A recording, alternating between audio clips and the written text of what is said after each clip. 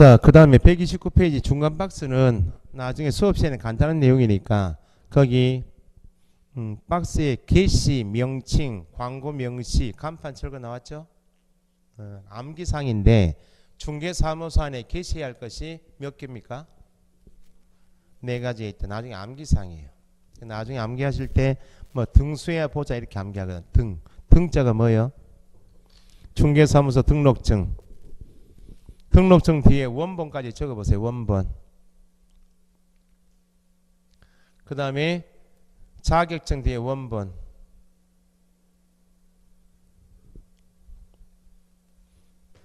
이전에는 등록증 원본까지 명시가 안 됐는데 단속 나가보니까 사본 걸고 있는 가게가 있더라고. 그러면 원본 어디 있겠어요?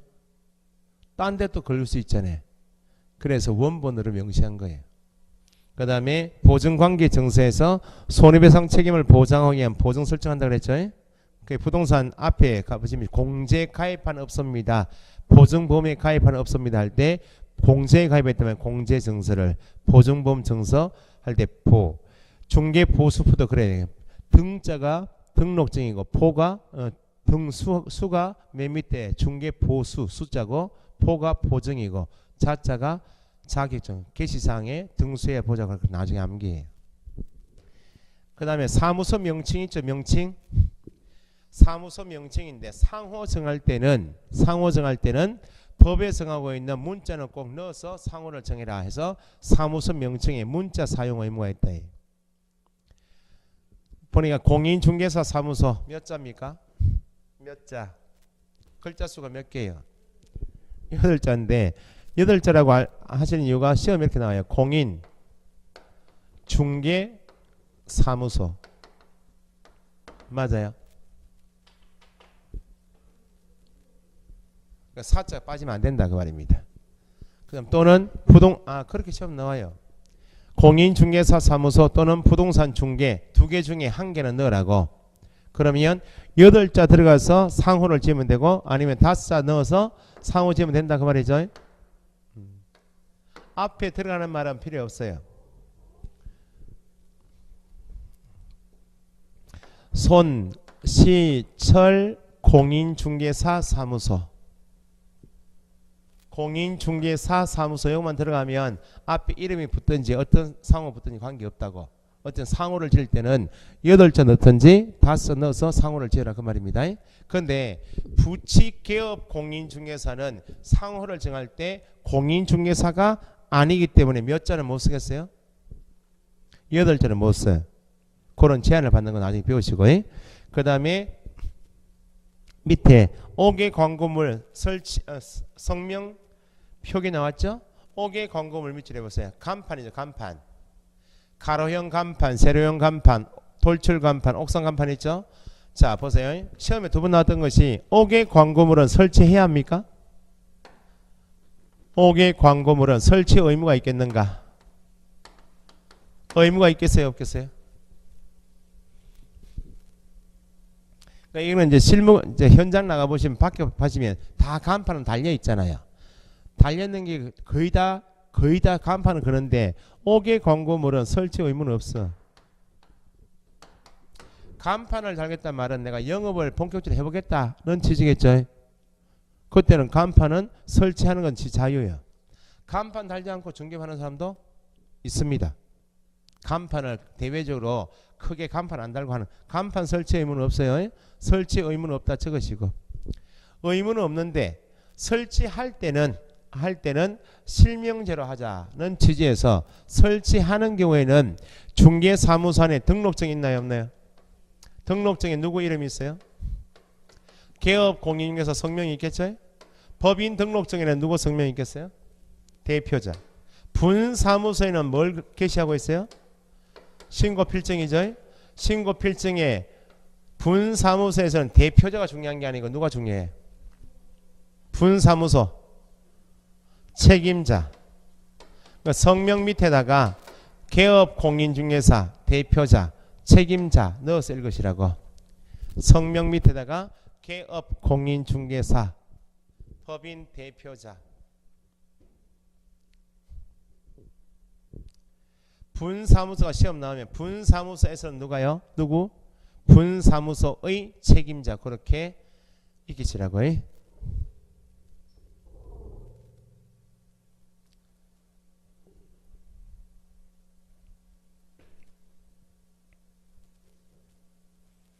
개업 공인중개사 법인의 대표자 분사무소의 책임자 성명을 간판에 표기해야 한다. 그래서 수업 마치고 가실 때 이제 중개사무소 간판 보시면 8자가 들어가 있거나 5자가 들어가 있는 거 보시고 밑에 대표 누구누구 돼 있죠.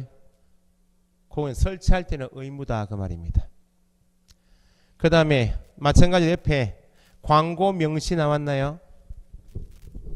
자, 광고 명시 위에다가 중개 대상물 표시 광고는 부동산에 내놓은 물건이 있으면 이걸 반드시 광고해야 할 것인가? 표시 광고 의무가 있겠나요? 없겠나요? 의무 없습니다. 내 가게에 내놓은 물건이 있으면 표시 광고는 의무 없어요. 자기가 확보한 물건을 내가 다량 확보하고 있는데 이걸 밖에 내놓을 필요는 없다고. 그런데 내가 다량의 물건을 확보하고 있습니다라고 표시 광고를 하는 경우, 의무는 없는데 하는 경우에는 광고 문구 안에는 반드시 명시할 사항은 법에 있다고. 의무는 없는데 할 때는 뭘 넣으라고요? 사무소 명칭, 사무소 소재지, 개업 공인중개사 성명 밑줄 2번. 누구 성명을 넣으세요? 개업 공인중개사 성명. 그 다음 연락처 밑에도 사무소 적으시오. 사무소 연락처. 본 개업 공인중개사는 사무소 명칭이 뭐이고 소재지가 어디고 사무소 연락처가 어디니까 물건 찾으시는 물건이 있으면 저한테 연락 주십시오. 찾아오십시오. 그 말입니다.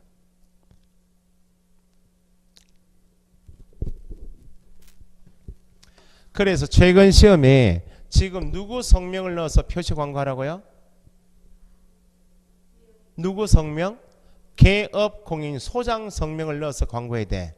최근 시험에 중개보조원은 자기의 성명으로 표시 광고할 수 있다? 없다 그 말입니다. 그래서 보조원 지위에 있는 사람이 실무 경험이 10년 넘어가도 이제 자기 관계로 전단지를 뿌리거나 할 때도 반드시 소장 명의가 들어가야 돼. 그래서 공부하러 나오신 분이 제법 있어요. 기분이 나빠가지고 이제 본인 성명을 넣어서 광고하다 걸리면 1년 이하 징역 1천만 원 이하 벌금형이에요.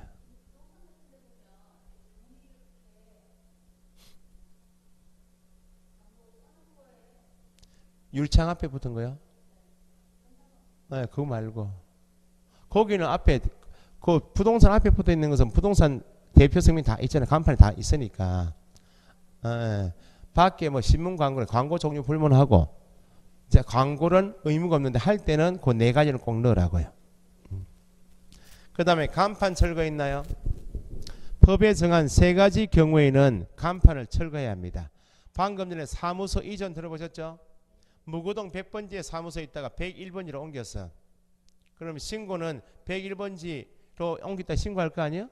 그 101번지에 간판 새로 달았으면 종전 100번지에 있는 사무소 간판은 철거하라고.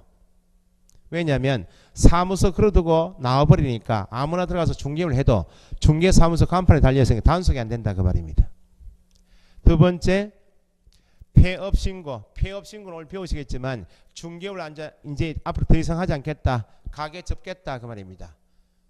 그러면 폐업신고할 때 좀 이따 배우시겠지만 등록증도 첨부하고 사무소는 간판은 철거해야 됩니다. 3번째는 등록 취소 처분. 자, 등록을 취소하겠다 말은 등록을 남기겠다 없애겠다.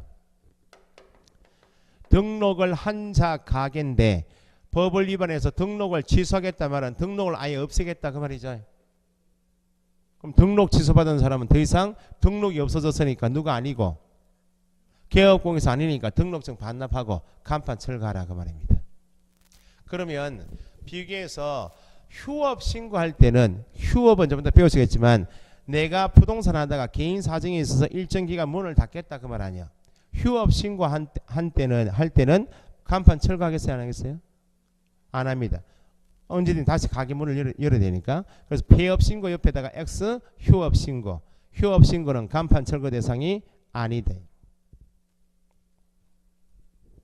그러니까 최근 시험에 6개월을 초과하여 휴업 신고한 경우 6개월을 초과하여 휴업 신고한 경우 간판 철거해야 한다? 틀렸다 그 말입니다. 그 다음에 등록 취소 옆에 업무정지 적어보세요. 업무정지 처분. 업무정지 처분을 만약에 6개월 받았어요. 그럼 몇 개월 동안은 6개월 동안은 가게 문을 닫아야죠. 6개월 업무정지 끝나면 다시 영업해야 될 거 아니야. 그러니까 폐업 신고하고 휴업 신고를 구분할 줄 아시고 등록 취소 처분하고 업무 정지는 구분할 줄 아셔야 돼. 간판 철거 대상은 세 가지밖에 없다. 자, 간단히 그렇게 보시고 밑에 겸업 있나요? 겸업 타이틀 밑줄 하시고 자 보세요. 현재 부동산 중개업을 하고 있는 개업 공인중개사 종별 몇 사람요? 세 사람이 중개사무소 안에서 하는 일이 크게 나누면 주된 사업이 중개업입니다. 중개업 말고 하는 일을 겸업이라 불러요. 부동산에서 하는 일을 크게 나누면 중개업하고 뭐하고 한다고요? 겸업을 해. 그러면 이 겸업은 부동산에서 하는 일 중에서 겸업은 뭐가 아닌 것? 중개업이 아닌 게 겸업이야. 그러면 겸업 땡땡 하셨으면 중개업에 해당하지 않는다. 중개업 X. 중개업이 아닙니다. 겸업은. 중개업이 아닌 겸업을 한 대가는 겸업에 대한 대가는 중개보수라는 것이 적용되겠어요? 겸업은 중개업이 아니죠?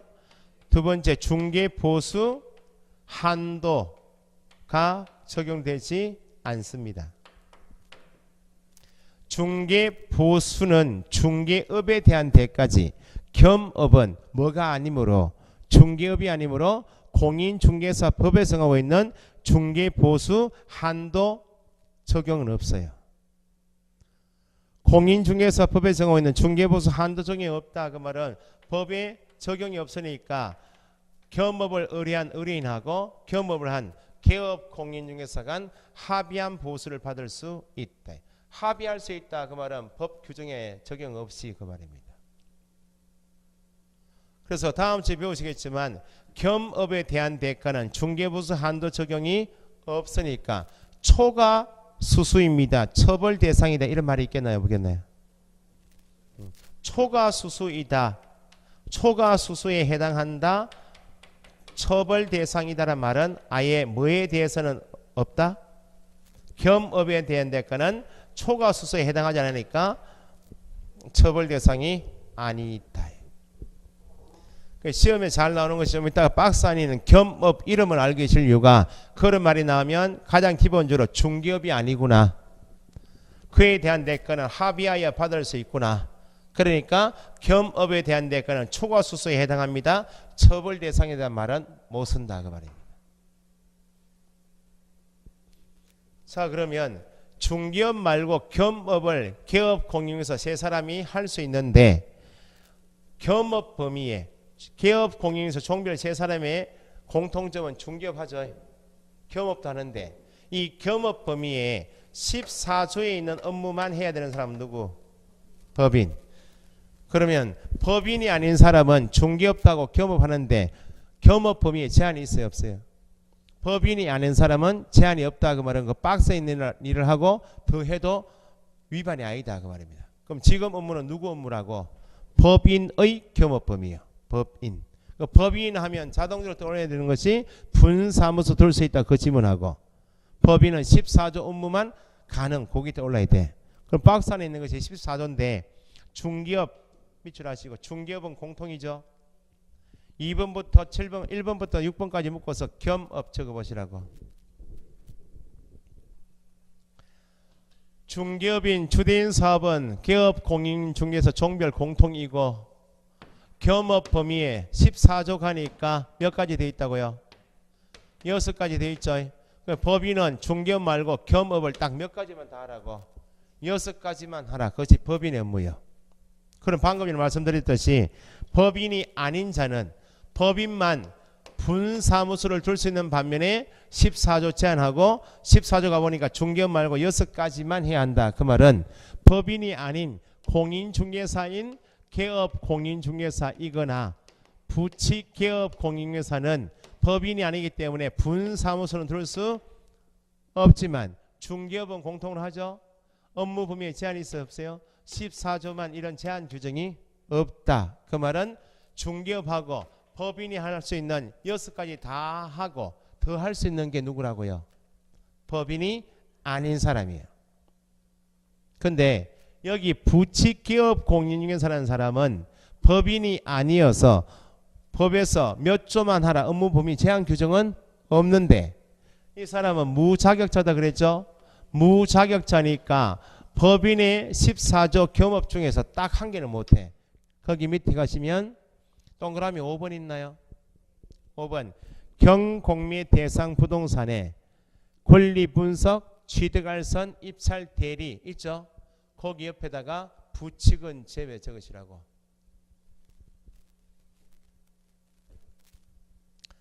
그러면 결론이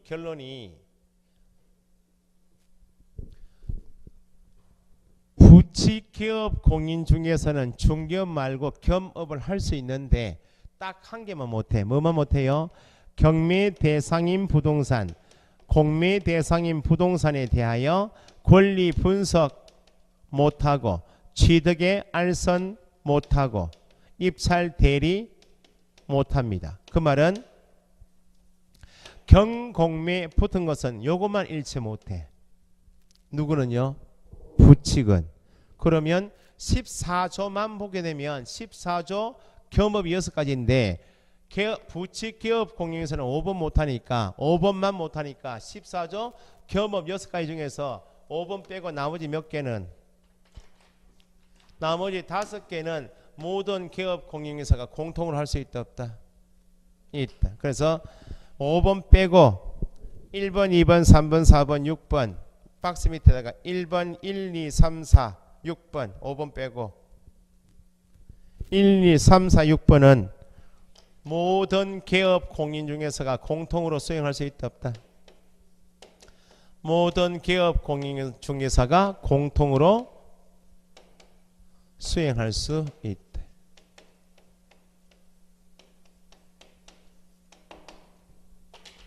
모든 개업 공인중개사가 공통으로 수행할 수 있다.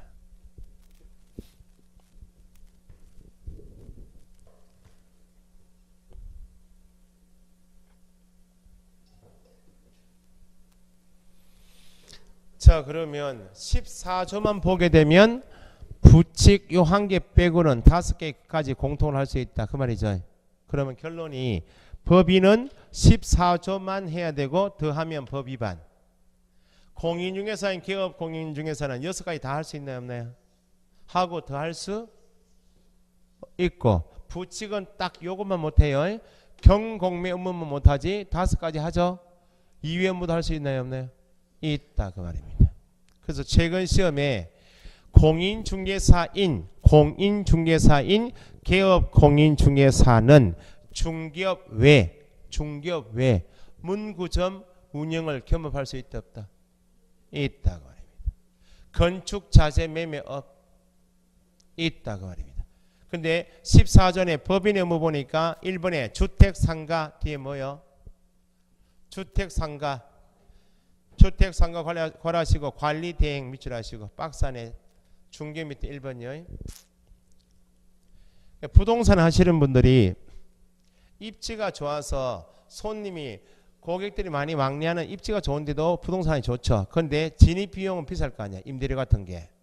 그런데 단독주택이 밀집되어 있는 동네 가시면 부동산 하고 있는 분이 다가구주택 다세대가 있어요. 다가구주택은 나중에 주택법에서 구분하시는데 다세대하고 여러 세대가 구분해서 사는 것은 똑같아요. 다가구주택은 단독이야. 소유자 한 사람인가. 다세대 연립아파트는 개개호마다 등기가 되어 있어서 따로 소유자 있는 게 그게 다세대 연립아파트예요. 그럼 다가구주택이 2층 3층짜리 집이죠. 단독주택. 거기 소유자가 임차인이 5명 있으면 임대인이 일일이 임대차 기간 끝나면 다시 지가 임차인 구하고 넣고 빼고 청소하기가 귀찮으니까 건물 자체를 부동산에 맡겨요. 임대 관리 좀 해달라고. 그게 관리 대행이에요. 상가도 단독 소유 상가 2층짜리 있겠죠. 임차인 넣고 빼는 것이 귀찮으니까 부동산에다가 관리 대행을 맡겨요. 그러니까 진입비용은 단독주택이 밀집되어 있는 지역은 진입비용은 임대 보증금이나 월세가 좀 싸요. 열심히 뛰어다녀가지고 집주인 만나가지고 임대 관리를 맡아오면 돼. 그 작업을 많이 하신다고. 그 다음 밑에 두 번째, 부동산 이용 등의 상담 있나요? 상담 동그라미 컨설팅 할 수 있다. 그 다음 3번에 개업 공인중개사 대상 밑줄. 소장만을 대상으로 해서 중개업 밑줄. 중개업은 누구만 법적으로 할 수 있어요? 개업 공인중개사만 할 수 있으니까 법인 포함하여 모든 개업 공인에서는 개업 공인중개사를 대상으로 하여 중개업의 경영기법 정보 제공업을 할 수 있다. 그 다음에 4번에 주택상가 괄호. 1번은 관리 대행을 하고 지금 분양 대행이죠. 아파트가 올라갔다. 지금 건설에 있어서 분양팀이 있는데 다 소화를 못하니까 각 그 지역에 있는 부동산에다 풀어요. 물건을 분양 좀 해달라고. 아니면 건축업자를 알고 계시는 분이 계시면 건축업자는 지역별 토지 매입해가지고 빌라 짓고 분양하고 나오죠. 그 사람들 따라다니면서 주택 분양 대행하기도 하고 상가 분양 대행을 하기도 한다고. 겸업을 할 수 있다 그 말이고. 그 다음에 5번 되고 6번 뒤에 주거 이전에 부수되는 용역의 알선 있나요? 알선 동그라미 옆에다가 땡땡 이사업체 또는 도배업체 소개 적으시라고. 이사업체 소개, 도배업체 소개. 알선한다 그 말은 용역업을 직접 하는 게 아니고 알선한다 그 말은 지금 적으신 소개만 한다고. 소개. 그 법인은 이사업체 운영할 수 있겠나 없겠나요? 도배업체 운영은 안 돼. 법인은 소개만 해. 소개. 아파트 매매 계약을 중개해서 계약이 이루어졌다. 그러면 아파트 팔고 나가는 사람은 이사업체 소개해달라고 하면 소개만 해주고 자기가 이사업체 운영 안 돼. 법인은. 근데 법인이 아닌 사람은 이사업체 운영할 수 있어 없어요? 가능하다 그 말입니다. 도배업체 소개해달라 그러면 도배업체 소개만 하는 사람 누구? 법인. 법인이 아닌 사람은 이사업체 운영, 도배업체 운영해야 돼요. 법인이 아닌 사람은 보통 겸업을 인테리어 사업과 같이 하는 사람이 많아요. 인테리어 사업은 누구는 못해요? 법인은 못해. 자, 그렇게 하시고 가장 기초적인 것이 위에 타이틀에 겸업은 뭐가 아닌 것이다. 중개업이 아니므로 중개보수 규정은 적용이 없다. 합의하여 받을 수 있다 없다? 있다. 합의한 보수이면 제한 없이 받을 수 있으므로 초과 수수에 해당하지 않는다. 그 정도 이해하시면 되고. 넘겨보시고.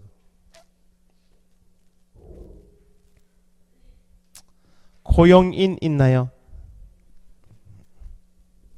자, 보세요. 고용인 하게 되면 앞에 법인인 경우에는 사원 임원이 있죠. 법인 포함하여 개업 공인중개사가 중개업하면서 사람이 더 필요하면 둘 수 있는 사람 이름이 고용인이에요. 고용인 하면 앞에 용어의 정의에서 배우셨듯이 소속 공인중개사하고 중개보조원 두 사람이 고용인이에요. 고용인은 둘 수 있다 두어야 한다. 내가 필요하면 둘 수 있는 사람. 필요해서 둘 때 법에서 수 제한이 있겠나요 없겠나요? 둘 수 있는 고용인 수, 고용인 둘 수 있는 수 제한은 없어요.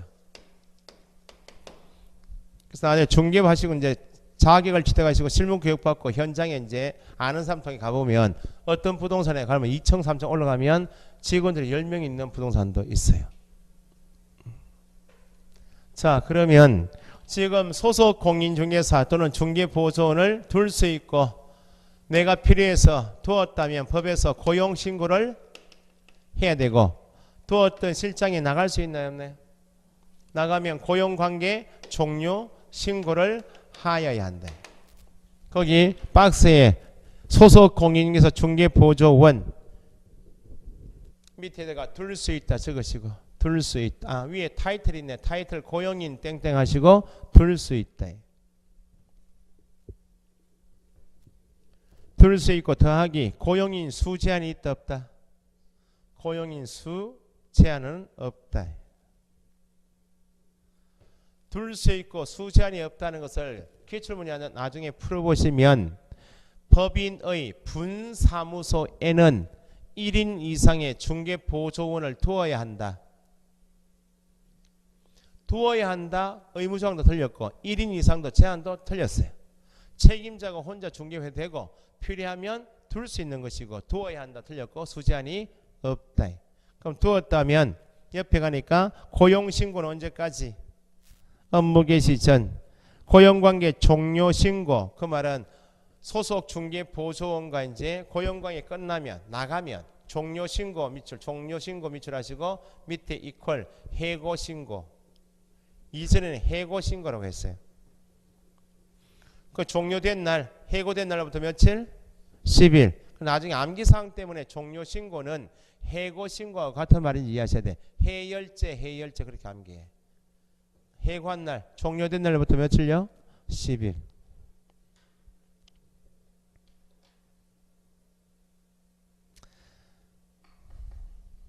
밑에 업무상 행위 나왔죠? 업무상 괄호 행위. 누구의 업무상 행위는? 소속 공인 중개사 중개보조원이니까 업무상 행위 앞에 말을 붙여보세요. 그러면 고용인의 넣어보세요. 업무상 행위 앞에 고용인의. 업무상 행위는 거기까지 조건이 행위자가 누굽니까? 행위자? 고용인이고 어떤 행위 했다고요?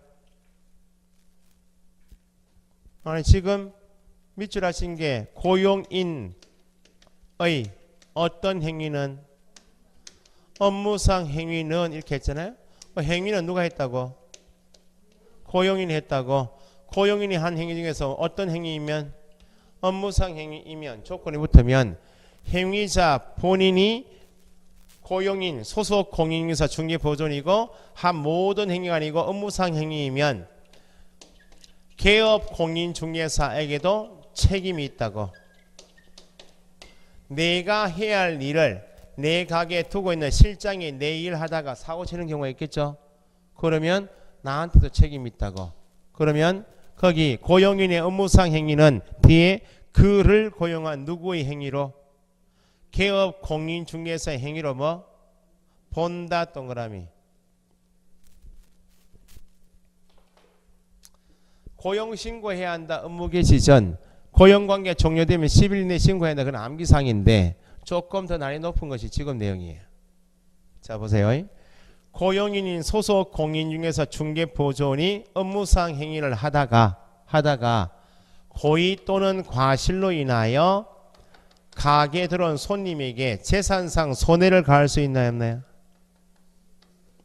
토지 매매 계약을 중개하다가 소속 공인중개사가 토지 매매 계약을 중개하다가 용도 지역 확인을 잘못해서 매수인은 토지 매수하고자 하는 사람이 지금 건축물을 건축하고 싶은데 그럼 지금 매매 계약 중개하는 토지가 건축물이 가능한 토지여야 되잖아요. 소속 공인중개사가 공법상 용도 지역 확인을 잘못했어요. 설명을 건축물 건축이 됩니다라고 설명했어요. 그럼 매수인은 건축물 건축이 되는 줄 알고 매매했을 거 아니에요? 관할청에 가서 건축 허가 신청 넣으니까 그 토지는 건축물 건축이 안 됩니다 나온 거예요. 아니 공법 배우시면 행위 제한이 있다고. 그러면 누구한테 손해 가했어요 지금? 손님에게 손해 가했죠. 확인 설명할 때 고의 과실이 있었나요 없었나요? 과실이 있었죠. 손해 가하면 직접 고의 과실을 행한 소속 공인중개사 중개보조원은 당연히 배상 책임이 있다고. 그런데 배상 책임 있는 직접 고의 과실을 행한 소속 공인중개사 중개보조원에게 손해 입은 손님인 거래 당사자가 배상 청구를 하겠죠. 배상하라고 하니까 이 사람이 배상 능력이 없을 수 있잖아요. 없으면 이 손님은 재산상 손해 입은 거래 당사자인 중개 의뢰인은 중개사무소 간판 보고 들어왔을 거 아니에요? 그런데 개업 공인중개사가 직접 일한 것이 아니고 고용인이 개업 공인중개사의 중개물을 도와주다가 사고 쳤다고.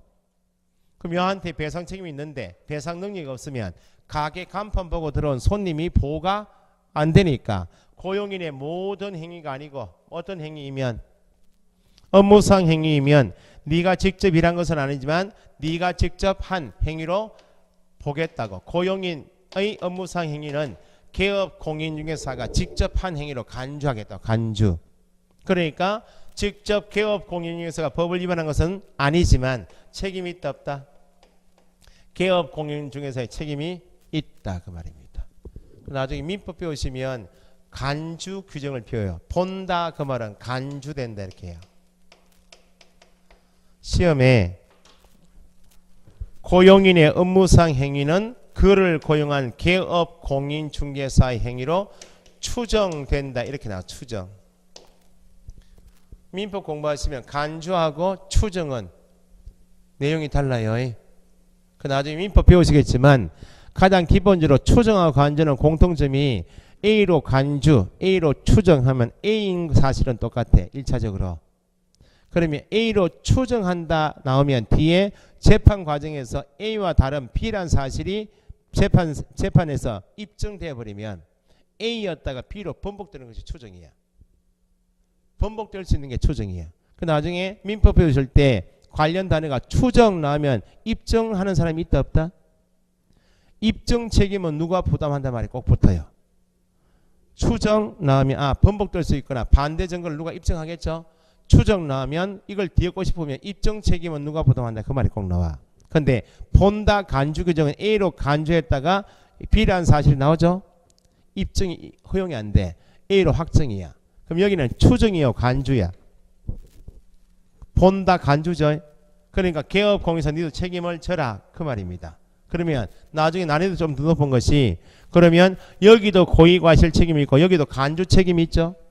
그러면 재산상 손해입은 의뢰인은 직접 고의과실을 행한 고용인에게 배상 청구할 수도 있고 간주 규정에 의해서 책임 있는 개업 공인사에게도 청구할 수 있고 그러면 재산상 손해입은 개업 공인중개사가 중개인이 간주 책임이 있는 개업 공인중개사에게 배상 청구했어요. 배상 청구했는데 개업 공인중개사가 이렇게 주장해. 내 가게 실장이 내 일을 도와주다가 고의과실로 재산상 손해가 간 것은 내가 들어서 알고 있는데 나는 고용인을 뽑아서 선임해서 평소에 사무감독할 때 업무감독인 사무감독할 때 상당한 주의를 다하였습니다. 이렇게 이야기해요. 누가요?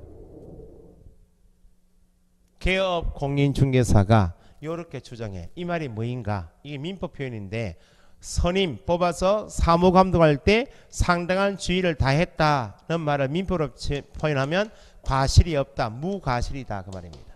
누구는? 개업 공인중개사는 내 가게 실장을 뽑아서 내가 평소 업무 감독할 때 과실이 없습니다. 라고 주장해.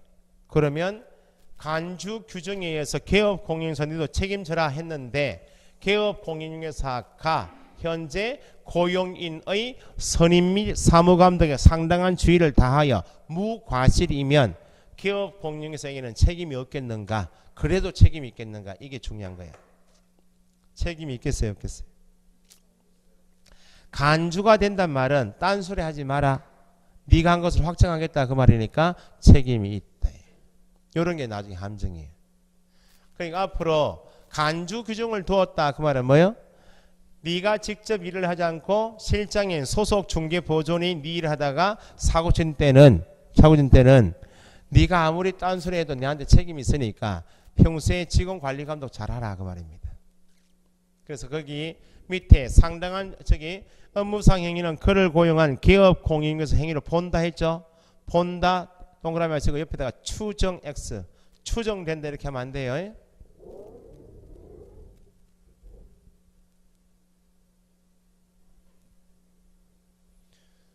그러면 개업 공인중개사 행위로 본다 쭉 밑줄 해보시고 개업 공인중개사 행위로 본다까지 쭉 밑줄 해보시고 개업 공인중개사 밑줄 한번 대보세요. 개업 공인중개사의 행위로 본다 할 때 개업 공인중개사 밑줄 한번 더 하시면 밑에 땡땡 개업 공인중개사가 개업 공인중개사 지문이 기니까 이제 익숙해지니까 개업 공인중개사가 이렇게 하셔도 돼. 다 적으시면 길잖아. 그죠? 개업 공인중개사가 고용인의 선임 뽑아서 선임 및 사무감독의 고용인의 선임 및 사무감독에 상당한 주의를 다한 경우, 고용인의 선임 및 사무감독에 상당한 주의를 다한 경우, 그 말은 이퀄 무과실인 경우, 무과실인 경우에도 책임이 있어요, 없어요? 손해배상 책임이 있다.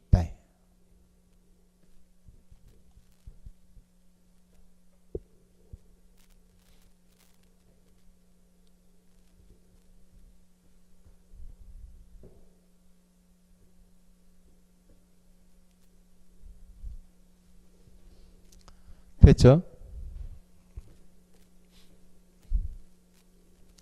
그 다음 밑에 5번에 인장 등록 있나요? 타이틀 밑줄 하시고 자 보세요.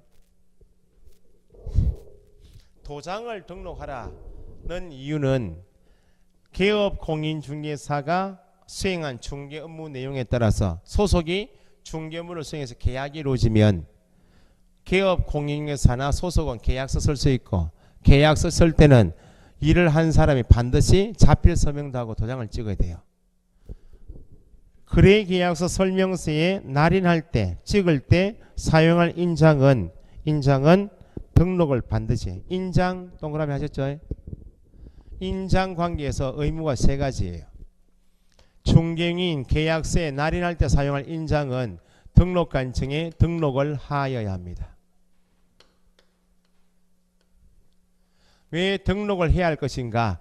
거래계약서 확인설명서처럼 날인할 때 사용할 도장, 인장은 이것저것 구분하지 막 찍지 말고 등록관청에 등록된 인장을 사용해야 합니다. 등록을 해야 한다. 그 말은 날인 찍을 때는 다른 거 쓰지 말고 등록관청에 등록된 인장만 쓰라고. 그러면 등록해서 쓰고 있는 인장, 도장은 바꿀 수도 있다 없다? 도장은 막 바꾸죠. 도장을 변경하겠다는 말은 변경은 할 수 있는데 다른 도장을 쓰고자 한다면 사용할 도장은 등록된 것만 찍으라 그 말이죠. 그 변경할 수 있는데 변경했다면 변경한 도장, 이 도장을 쓰겠다라고 다시 등록을 하여 변경 등록 의무가 있다.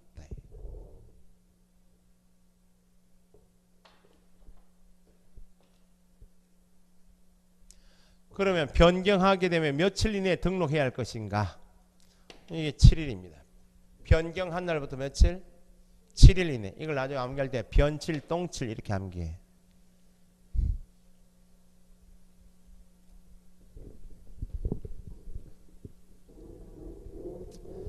자, 그럼 보세요. 비우시는 민법하고 공인중개사법하고 내용이 다른 걸 좀 이해하셔야 돼. 민법에서는 계약 자유원칙 나중에 배우시면 계약을 할까 말까, 계약 체결할까 말까는 내 마음이죠. 아파트 팔까 말까 이건 내 마음 아니야?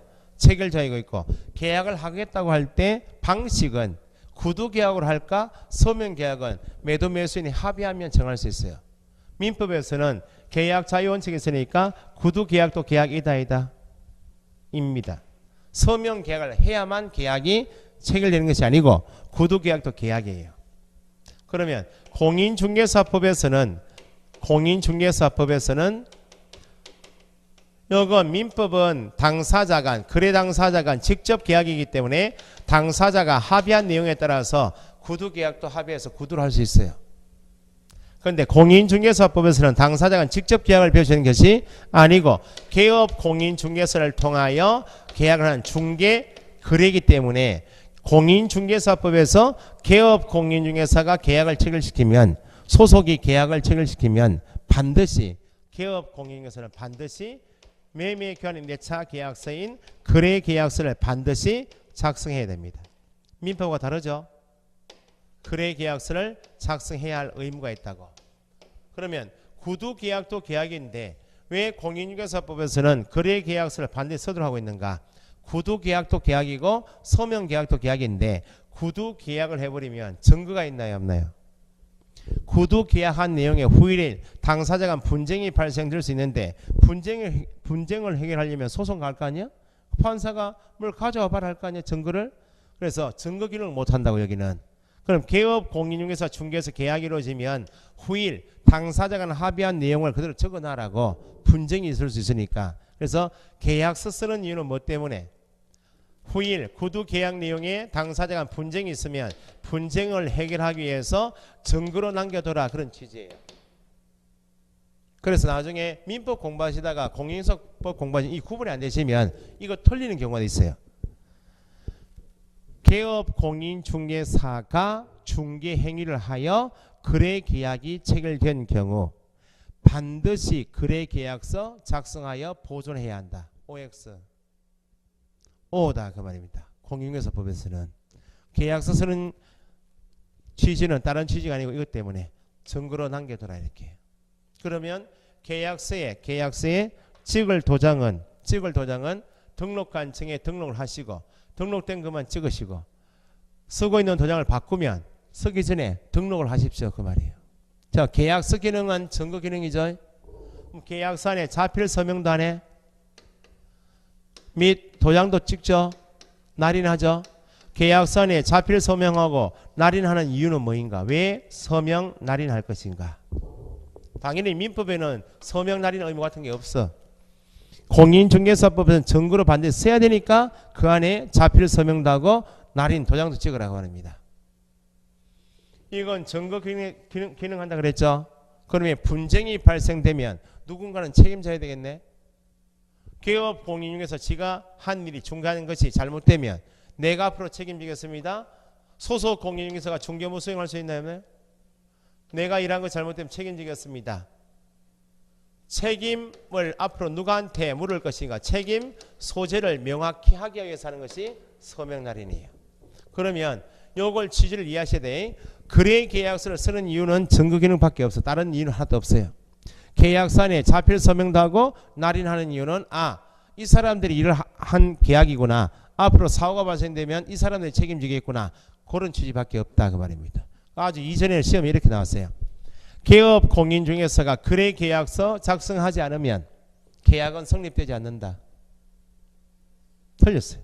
계약은 이미 구두계약도 계약이에요.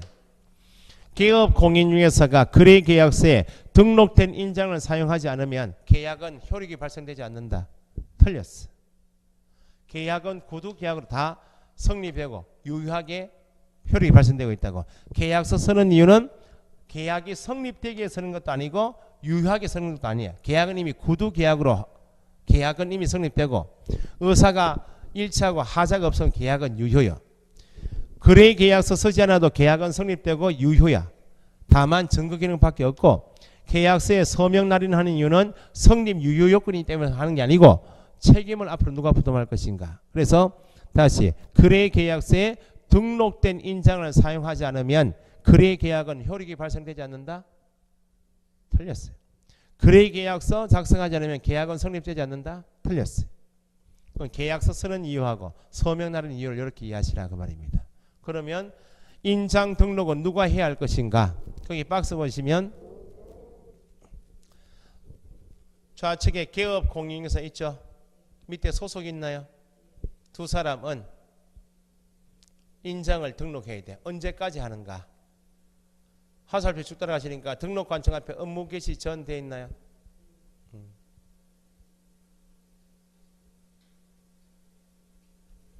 줄이면 방금 전에 말씀드린 것처럼 방금 전에 고용인의 업무상 행위는 그를 고용한 개업 공인중개사 행위로 본다 그랬죠? 그러면 고용인이 업무상 행위한 것도 누구한테 책임이 있으니까 개업 공인중개사 책임이 있으니까 무조건 개업 공인중개사는 무조건 인장을 등록하시고 개업 공인중개사의 중개 업무를 누구도 할 수 있으니까 소속 공인중개사 할 수 있으니까 요 두 사람은 인장 등록 의무가 있다 이렇게 이야기해요. 언제까지 한다고요? 중개 업무를 개시하기 전까지. 업무 개시 전에 인장 등록하는 것은 앞에 등록 절차에서 들어보신 적이 있다 없다? 있어요. 보정 설정도 하고 인장도 등록한다 배우셨어요. 그 중에서 밑에 세 번째 법인인 개업 공인중개사 있나요? 법인 동그라미 하시고 옆에 상업 등기 규칙에 의한 누구 인장? 법인 동그라미 법인 인장. 자, 이것도 시험에 인장 등록 물으면 법인은 거의 나오니까. 자, 보세요.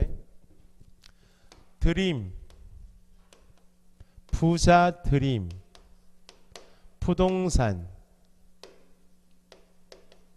중개, 주식회사인 법인 설립했어요. 사무소 명칭에 8자리면 5자 들어가면 되죠. 그럼 부자 드림, 부동산, 중개, 주식회사는 사무소 명칭이 적법하죠. 5자 들어가거나 8자 들어가면 돼. 앞에 공인중개사 사무소 쓰든지 부동산 중개되면 돼요. 그럼 이 법인이 등기소에 가서 법인 등기할 때 앞으로 부자 드림, 부동산, 중개, 주식회사, 회사, 법인 이름이 있는 법인 인장을 등기소에 등록해요. 이게 법인 인감이야. 그러면 이렇게 도장을 등록하고 주된 사무소에서 중개 업무는 누가 해요? 일은 누가 해요? 대표잖아. 사원이면 일을 하겠죠. 그러면 계약서는 누가 써요? 법인에서. 대표자 쓰고 하겠죠. 그러면 회사, 법인인 경우에 등록할 인장은 법인의 대표자, 개인 도장을 등록해서 찍을 것인가? 아니면 일은 이 사람이 했지만 날인할 때 사용할 도장은 회사 이름이 있는 부자 드림, 부동산, 중개, 주식회사 법인의 인장을 찍을 것인가? 대표자 개인의 인장을 등록하는 것이 아니고 법인 회사 도장을 찍으라고 말합니다. 그래서 법인 밑에다가 대표자 X 적으시라고. 대표자의 인장을 등록해서 날인하는 것은 아니다.